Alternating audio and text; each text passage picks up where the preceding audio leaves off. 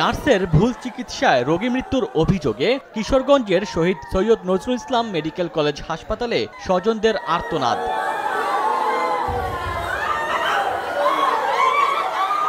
হাসপাতালে হার্নিয়া অপারেশনের জন্য ভর্তি হন মল্লিক ও জহির নামে দুই রোগী। বুধবার সকালে তাদের অপারেশন হওয়ার কথা ছিল, কিন্তু অপারেশন থিয়েটারে নেয়ার আগেই কোনো নির্দেশনা ছাড়া অ্যানেস্থেসিয়া দেন নাদিরা নামে এক নার্স। কিছুক্ষণ পর খিঁচুনি হয় ওই দুই রোগীর। কিছু বুঝে ওঠার আগেই মারা যান তারা। অ্যানেস্থেসিয়াটা আনছিল নরকিউ ওষুধটা, ওই ওষুধটা আমরা বেডের মধ্যে পাই নাই। নার্সরা তখন না বলছে যে আমরা এই ওষুধটা দেই নাই।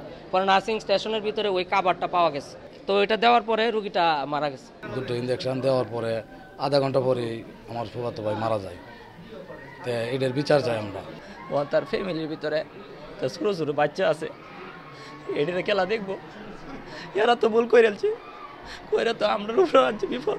এই ঘটনায় হাসপাতালে বিক্ষোভ করেন ক্ষুব্ধ স্বজন ও এলাকাবাসী। এই জায়গায় মহাপরিচালক যিনি ছিলেন ওনাকে প্রশ্ন করা হলো যে কিভাবে মারা গেছে, তখন উনি বলতেছে যে দুইটা ওষুধের কালার নাকি একই ছিল।